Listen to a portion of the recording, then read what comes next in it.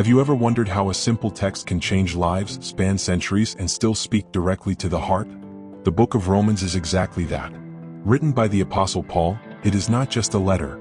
It is a treasure that reveals God's plan for humanity, providing answers to profound questions about faith, grace, and our relationship with the Creator.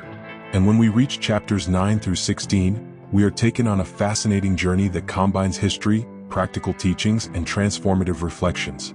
These chapters invite us to see beyond the obvious.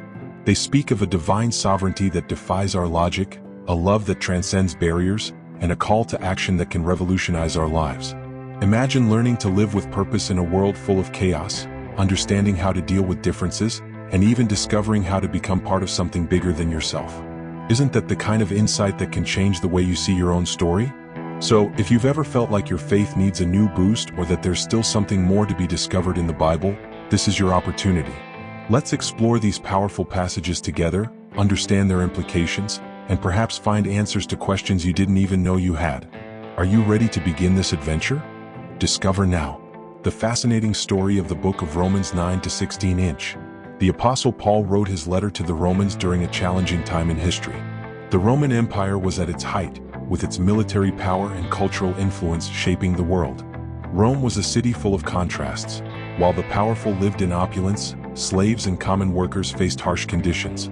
It was in this context that Paul's message brought hope and light, especially to a Christian community that was still trying to establish itself amid persecution and doubts about its spiritual identity.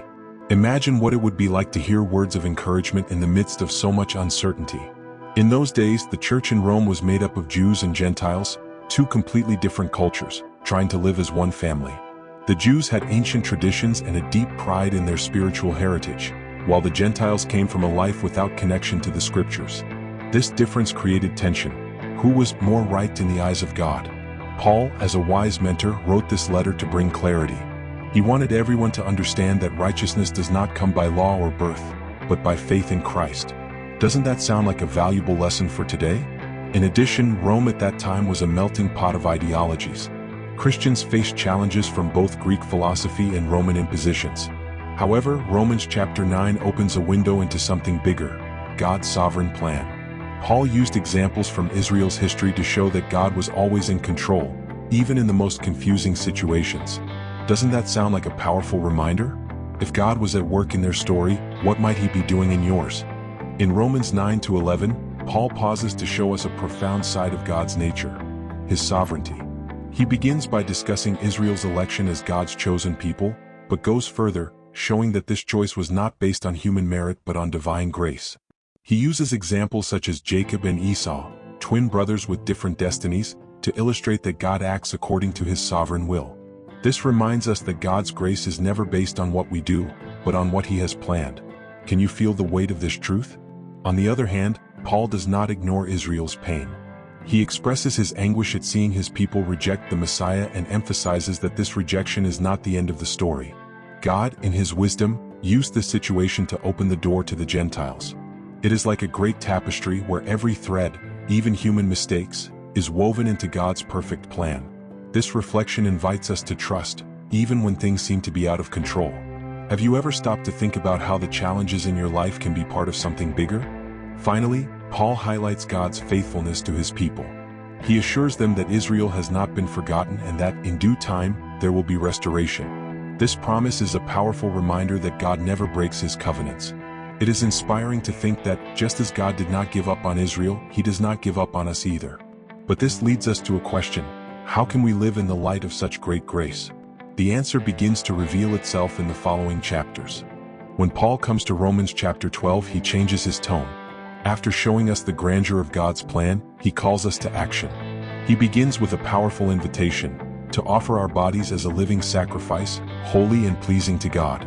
This means dedicating our entire lives, from everyday choices to big moments, as an act of worship.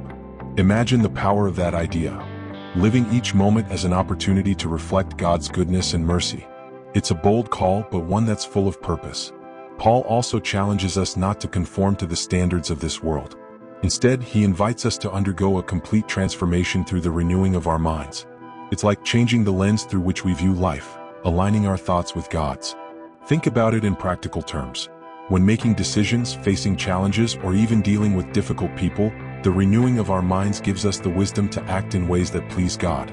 Have you ever tried to approach a difficult situation thinking, "What would God do through me here?"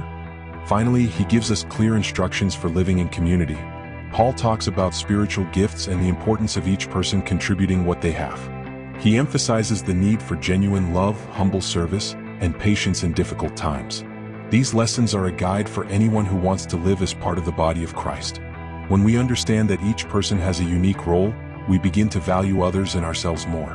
Now, how does this unfold in our relationships? In chapter 13, Paul delves into practical issues about how to live as a Christian in society. He begins with a surprising instruction: to submit to the authorities. For many, this may seem contradictory, especially in times of oppressive governments such as the Roman Empire. However, Paul explains that all authority is instituted by God and that respecting it is a way of honoring the Lord. But this does not mean supporting injustice. It is about living with integrity, fulfilling our duties as citizens. Paying taxes, for example, is mentioned as part of this testimony. Have you ever thought about how our civic attitudes reflect our faith? Paul then connects this to the greatest commandment: love. He reminds us that all the laws can be summed up in one: to love your neighbor as yourself. This is not just a feeling but a practical attitude. When we choose to forgive, help someone in need, or even treat a stranger with kindness, we are fulfilling this law. Think of simple situations such as giving up a seat for someone on public transportation or offering support to a colleague at work. Small acts of love build a more just society and point to Christ. Finally, Paul makes an urgent call: to live as people who know that time is running out. He encourages us to cast off the works of darkness and put on the armor of light. It is a powerful reminder that our life here is temporary, and we must live in a way that reflects our eternal destiny. In chapters 14 and 15, Paul addresses a question that is as current today as it was in the first century: how to deal with differences among Christians. He begins by talking about issues that caused divisions at the time, such as food and holy days. Some Christians, especially Jews, maintained strict traditions, while Gentiles had a more flexible view. Paul teaches us that these differences should not be a reason for judgment, but rather for acceptance. After all, each one lives for the Lord, and it is He who judges us. Have you ever thought about how this applies to modern debates about customs in the church? Paul also emphasizes the importance of not being a stumbling block to others. This means giving up certain freedoms for the sake of love for others. For example, if something you do bothers or weakens someone's faith, it is best to avoid it, even if it is not wrong in itself. It is an act of spiritual maturity and love. Imagine a dinner where you decide not to drink wine because you know your friend struggles with alcoholism. This kind of thoughtfulness reflects the heart of Christ, who always put the good of others first. Finally, Paul calls us to unity. He reminds us that Christ came to welcome both Jews and Gentiles, uniting them into one body.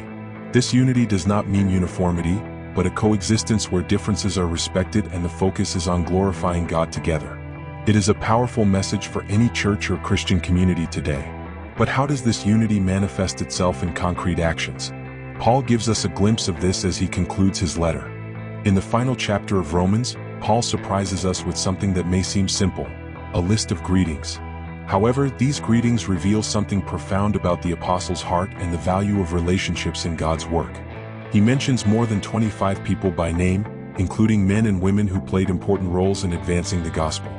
This teaches us that Christian mission is not a solitary journey, but a joint journey, where each person contributes in a unique way. Have you ever stopped to think about the impact you can have on the lives of others within your community? Among the names we find Priscilla and Aquila, who risked their lives for Paul, and Phoebe, a woman described as a servant of the church and worthy of honor.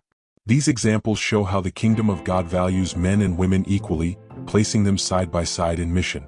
Paul also mentions those who opened their homes to gather the church, demonstrating that hospitality and generosity are practical ways to serve God. Why not think about how you can use your resources, such as your home or your time, to support the Lord's work? Finally, Paul closes with a warning against divisions and false teachers, reminding his readers to stand firm in true doctrine. He concludes with a doxology, extolling the wisdom and glory of God. It is an ending that celebrates the greatness of God and reinforces the importance of fellowship and unity in the body of Christ. But at the same time, it leaves an essential question in the air: how can we keep this unity alive and vibrant in our lives? Now that you have learned the profound lessons of Romans chapters 9 through 16, The question is, what will you do with this knowledge?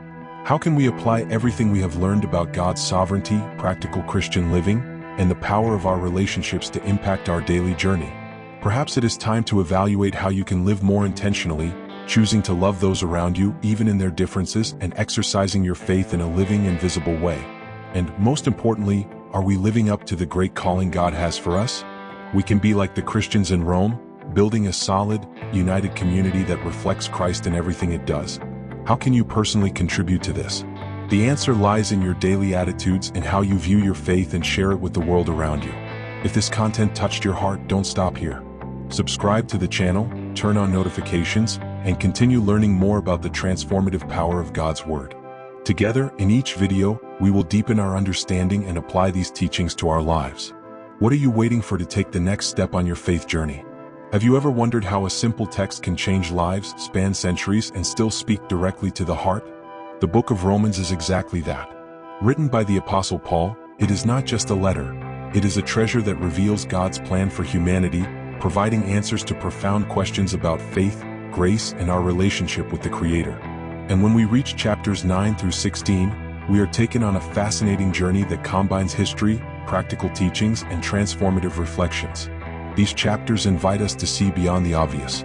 They speak of a divine sovereignty that defies our logic, a love that transcends barriers, and a call to action that can revolutionize our lives.